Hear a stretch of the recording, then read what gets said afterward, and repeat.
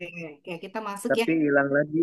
Iya, ngilang lagi nih. Dah, nih ya. Kita sekarang masuk ke manajemen perbankan, teman-teman. Ya, nanti saya share itunya ya, materi Vikan ya. Jadi kalau tadi bicara akuisisi sama mergers, ada plus minusnya.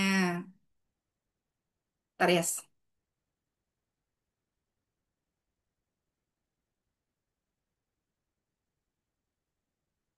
Oke, sebentar.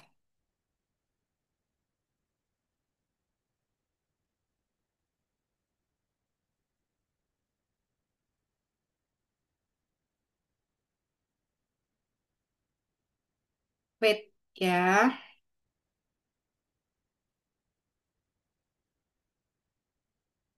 Oke, sekarang kita masuk ke materi manajemen perbankan, teman-teman. Kita masuk ke eh di sini kalau kita bicara mengenai manajemen perbankan gitu ya, kalau kamu buka aplikasi di perbankan gitu kan, di perbankan itu kan ada mobile banking gitu kan, di mobile banking itu kan ada yang namanya saldo gitu kan, tabungan gitu kan, deposito gitu kan.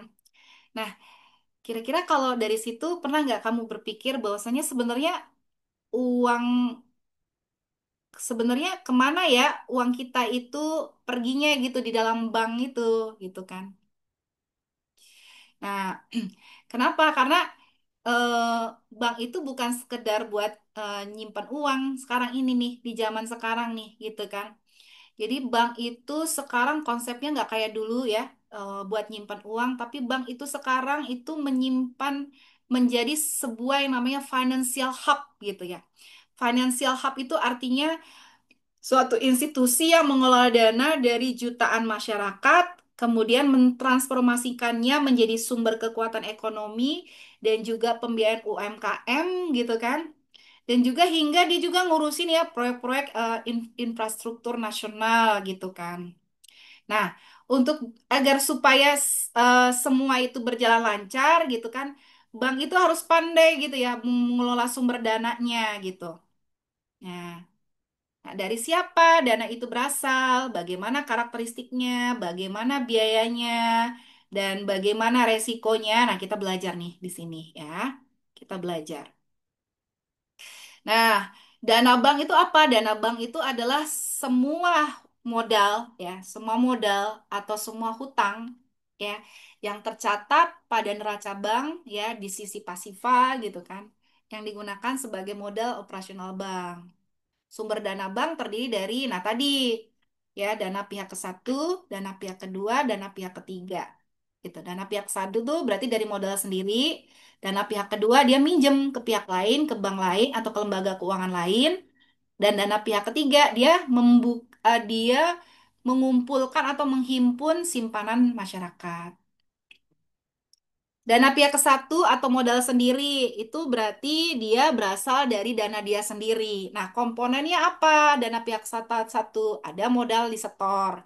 Jadi kan pasti kan namanya perbankan itu kan dia terdiri dari istilahnya kumpulan dari direksi-direksi kan gitu. Nah, itu dia atau investor-investor. Nah, itu dia modal di setor kan gitu. Atau dia ada cadangan kan gitu.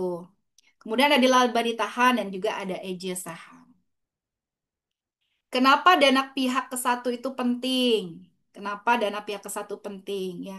Kenapa? Karena sebagai modal inti untuk menentukan kekuatan permodalan bank. Dan juga dana pihak ke satu itu adalah ketentuan dari OJK gitu. Jadi harus punya dana pihak ke satu ada modal minimal gitu yang harus dimiliki gitu. Ya iyalah gitu, diriin bank masa nggak punya modal kan gitu. Harus ada nilai tertentu. Kemudian juga dana pihak ke satu itu dapat memberikan kepercayaan kepada nasabah dan juga regulator. Regulator itu si pemberi kebijakan gitu kan. Bahwa nih bank ini mampu menanggung resiko operasional dan juga keuangan. Kemudian dana pihak ke satu tuh juga mempengaruhi tingkat suku bunga yang bisa ditawarkan bank kepada nasabah. Makanya antara bank satu dengan bank lain itu tingkat suku bunga berbeda-beda. ya, semakin kecil tingkat suku bunga yang diberikan kepada masyarakat atau nasabah, itu mengindikasikan bahwasanya bank tersebut memiliki dana pihak persatu yang besar tuh, ya. Coba, saya nggak usah nyebut merek ya, nggak boleh. Jadi ada bank tertentu kalau kamu lihat tuh ya, eh, kalau nabung di dia itu lebih tinggi bunganya. Atau kalau ngambil kredit di dia itu lebih kecil kreditnya dibandingkan bank yang lain kan gitu. Kok bisa? Nah itu karena modalnya dia ya, itu yang membedakan. Jika sebuah bank memiliki dana di masyarakat, pihak ketiga, tetapi modalnya sedikit. Nah, contoh nih ya, tapi dia punya dana pihak ketiganya tinggi, banyak nih gitu kan, tapi modal sendirinya kecil, maka bank tersebut akan rawan guncangan. Karena apa? Karena dia nggak punya yang namanya bantalan resiko yang kuat. Kenapa? Ketika terjadi rush ya, penarikan, penarikan penarikan dana dari masyarakat gitu ya. Nah, dia nggak punya bantalan yang kuat, nanti dia pasti akan terguncang, akan fraud gitu ya. Bukan fraud, akan default gitu, default. Nah, gitu. Kemudian yang kedua, dana pihak kedua. Dana pihak kedua itu diperoleh dari bank atau lembaga keuangan lainnya, baik dari dalam maupun luar negeri, yang digunakan untuk menambah likuiditas dan mendukung kegiatan operasional bank, terutama saat dana pihak ketiga atau pihak nasabah itu tidak mencukupi. Artinya ya, ini juga dibutuhkan ya teman-teman gitu kan. Jadi memang walaupun dia bank tapi dia juga ngutang gitu ya ke bank yang lain gitu kan. Biasanya mungkin di dalam maupun di luar negeri gitu kan. Nah, dari dalam negeri ada yang namanya interbank call money gitu kan. Jadi nggak kaget ya kalau kayak seperti Bank Mandiri gitu dia punya hutang juga di Bank BCA gitu kan. Atau kerjasama likuiditas sementara, misalnya aku ini nih apa namanya pinjam sebentar lah ya untuk agar supaya kalau terjadi rush gitu ya besar-besar biasanya ini dengan menjelang Lebaran nih kan banyak tarik tunai kan gitu. Nah, sedangkan dananya mungkin lagi diputerin, nah dipinjam dulu deh gitu. Nanti balik lagi kan gitu. Kemudian pinjaman dari eh, bank atau lembaga luar negeri gitu. Biasanya ini untuk pembiayaan falas gitu kan, ekspor impor gitu ya. Itu pasti menggunakan luar negeri, investasi internasional. Atau juga bisa pinjam di lembaga keuangan bukan bank atau KLBB. Contohnya perusahaan pembiayaan bisa pinjam di situ, dana pensiun gitu kan. Yang paling sering nih dari bank sentral. Ini biasa nih emaknya dia ya gitu kan. Itu dia disebut juga namanya fasilitas likuiditas. Digunakan ketika bank itu mengalami kekurangan dana jangka pendek dan harus segera memenuhi kebutuhan likuiditas. Nah, makanya ada namanya lembaga penjamin simpanan ya LPS ya. Di ketika terjadi pencairan gitu kan kayak sekarang nih ya kan gitu. Ya kan bukannya nggak ada uangnya, tapi mungkin uangnya sudah diarahkan kepada kredit atau di mana gitu ya. Nah itu, jadi nanti dia minjem kepada Bank Indonesia. Nah yang karakteristiknya sifatnya sementara dan juga berbiara tinggi. Sementara ya, jadi nggak boleh jangka panjang minjemnya. Kan juga nggak mau ya. Bank yang pinjemin pun juga nggak mau jangka panjang. Biayanya tinggi, kemudian suku bunga antar pinjaman lembaganya juga lebih tinggi dari simpanan masyarakat. Kalau bank ngutang ke bank lebih tinggi daripada dia ngutangin ke masyarakat. Dan juga harus dikelola dengan hati-hati agar tidak membebani biaya dana atau cost of fund. Kemudian perlu dilakukan risiko kredit dan likuiditas karena sifatnya hutang gitu. Nah, kapan nih bank mengandalkan dana pihak kedua? Yaitu ketika tadi terjadi rush, ya kan? Penarikan besar-besaran. Kemudian ketika terjadi ekspansi kredit yang tidak seimbang dengan pertumbuhan simpanan. Oh, ternyata banyak banget nih yang minjem nih, gitu ya. Banyak banget yang kredit nih, kan gitu. Nggak sesuai, nggak apa namanya, nggak seimbang dengan simpanan, gitu kan. Untuk menjaga cash ratio dan juga loan to deposit ratio atau LDR tetap tetap sehat gitu kan. Mm-mm. Nah, dana pihak ketiga, simpanan masyarakat, yaitu dana yang berasal dari masyarakat luas, baik individu maupun badan usaha yang disimpan bank melalui berbagai produk simpanan. Nah, dana ini merupakan sumber utama pendanaan bagi bank dan paling dominan. Ini paling seneng dia, bank paling seneng ya, paling seneng menghimpun dana pihak ketiga. Karena pihak ketiga itu penting. Kenapa? Biaya dananya lebih murah dibandingkan pinjaman. Mencerminkan tingkat kepercayaan publik terhadap bank dan mempengaruhi kekuatan likuiditas dan profitabilitas bank dan digunakan sebagai basis untuk menyalurkan kredit dan pembiayaan. Ya kan kita nggak bisa dong minjem kalau nggak punya simpanan ya, nggak punya rekening ya. Oke. Jenis-jenis dana pihak ketiga. Ah, ada giro ya, giro atau demand deposit. Jadi simpanan yang ditarik kapan saja dengan menggunakan cek, biliet, giro, dan pemindahan bukuan. Kemudian giro juga banyak digunakan ya untuk perusahaan-perusahaan dan instansi karena fleksibel ya. Nah, giro itu biasanya nggak ada bunganya atau ada tapi kecil ya. Dan penarikannya dilakukan secara manual atau melalui sistem clearing antar bank. Kemudian ada juga time deposit atau deposito berjangka. Nah, simpanan ini nggak boleh diambil sewaktu-waktu gitu. Dia harus ada jangka waktunya. Ya, 1, 3, 6, 12 bulan. Nah, bunganya lebih tinggi daripada tabungan atau giro. Dan ya tadi kan tidak bisa ditarik sebelum jatuh tempo. Kalau ditarik sebelum jatuh tempo akan ada denda. Tapi nggak bisa ditarik sih. Emang nggak bisa ditarik. Cocok untuk nasabah yang investasi jangka pendek dengan resiko rendah. Kemudian ada tabungan atau savings deposit, yaitu simpanan yang ditarik sewaktu-waktu sesuai ketentuan bank. Biasanya menggunakan buku tabungan atau kartu ATM. Diberikan bunga tetapi relatif kecil. Kemudian merupakan produk simpanan yang paling umum di kalangan masyarakat. Tabungan. Oke, ini aspek ya dari aspek giro, deposito, sama tabungan ya. Nah, itu kalau penarikan deposito lah harus sesuai dengan temponya. Bunganya lebih tinggi deposito gitu kan.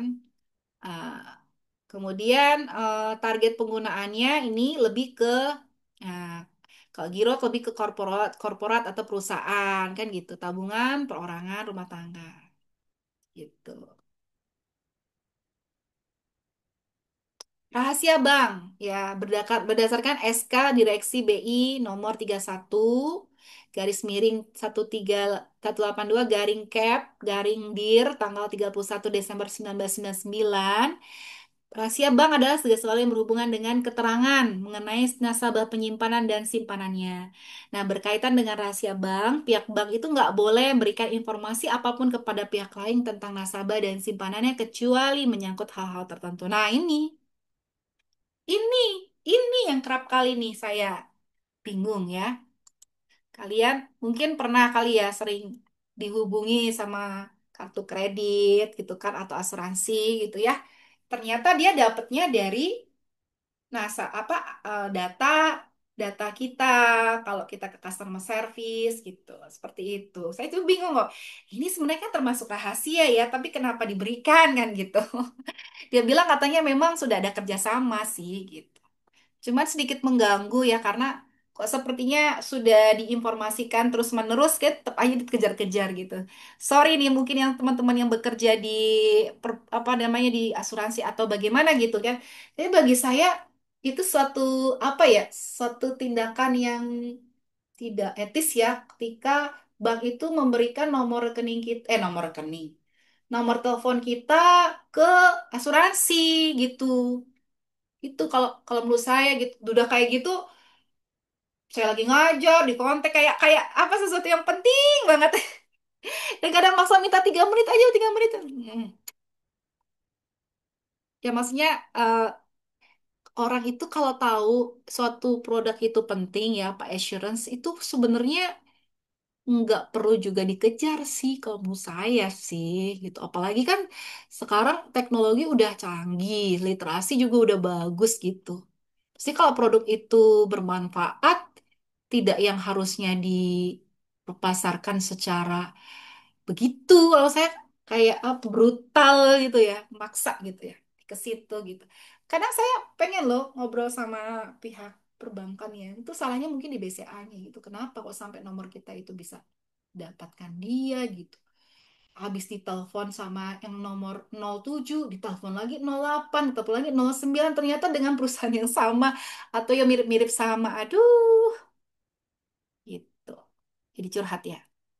Pengecualian rahasia bank, ada kepentingan perpajakan. Jadi, nah ini bank sendiri pun juga dia mengecualikan rahasia ini gitu ya. Kalau ada kayak seperti dinas perpajakan gitu kan, dia ingin coba cek gitu. Apalagi kan kalau kaitannya dengan korupsi gitu kan ya, gitu. Jadi dia lihat nih orang tersebut punya data di bank ini gitu. Itu pengecualian. Tapi kan juga kan nggak diumumkan ya, maksudnya untuk ini ya untuk apa namanya aparat yang berwajib gitu kan. Nah, kemudian juga penyelesaian piutang yang telah diserahkan PT UN, kemudian kepentingan peradilan ya, tukar menukar informasi antar bank. Oh, ada tuh ternyata. Bisa. Mungkin ini kali ya pengecualian ini ya. Permintaan persetujuan dan kuasa nasabah, permintaan yang dibuat secara tertulis, dan permintaan ahli waris yang sah dari nasabah yang telah meninggal dunia. Mm-mm. Lanjut ya. Perbedaan deposito berjangka dengan sertifikat deposito. Ada bedanya. Ada deposito berjangka, ada sertifikat deposito. Ini masih ke dana ketiga ya.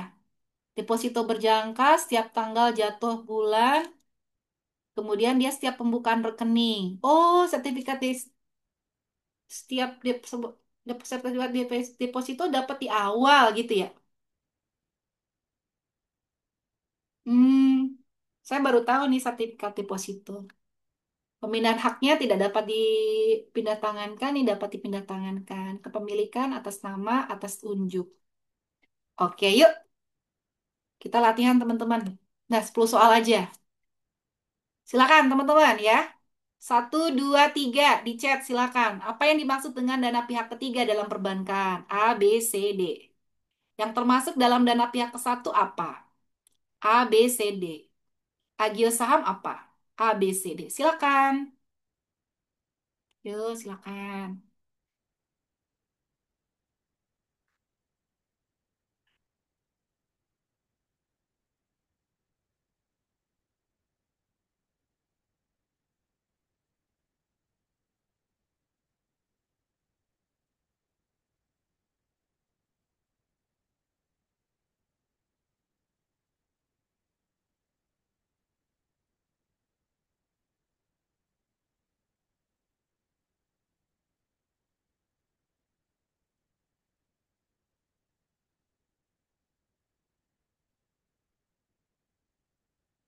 Ya, silakan. Terima kasih sudah ada. Ya, bagus. Hah? Share screen nggak ada? Maksudnya apa? Emang nggak ada? Tunggu, tunggu.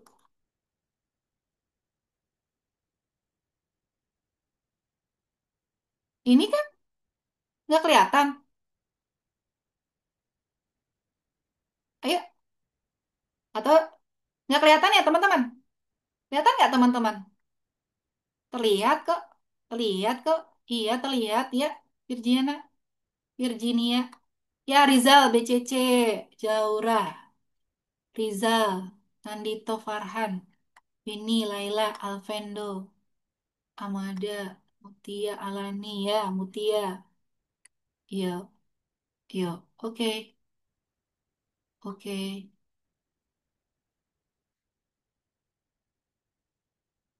Mm-mm.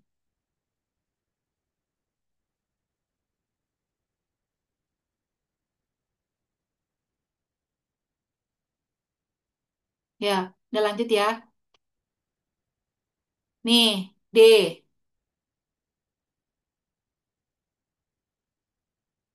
Dana dari pemegang saham itu dana pihak pertama ya.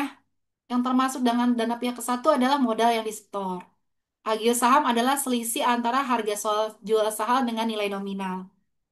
Nah, ini menjadi dana pihak pertama. Gitu. Jadi berapa modalnya dia?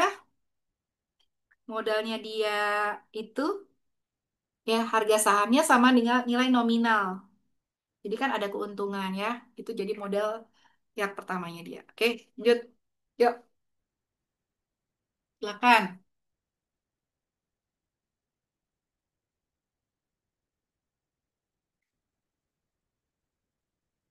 Yuk, monggo.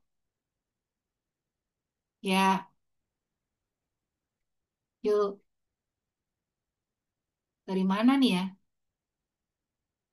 Saya bingung ya. Dari nomor berapa nih?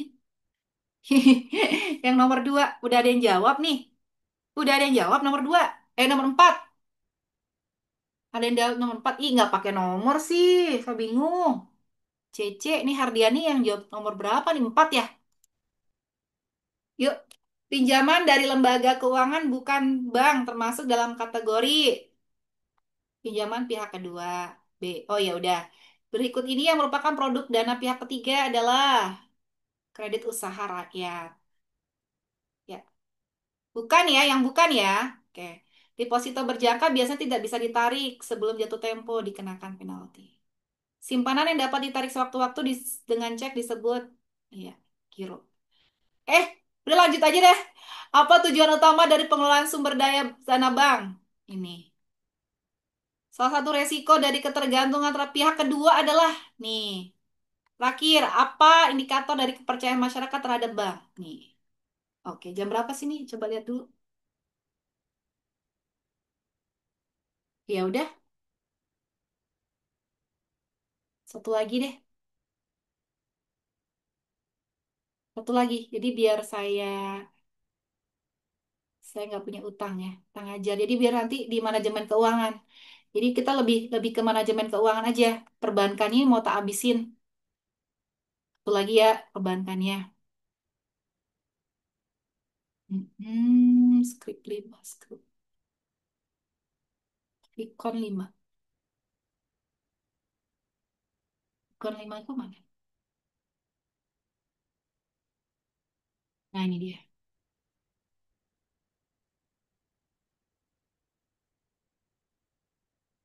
Manajemen kredit.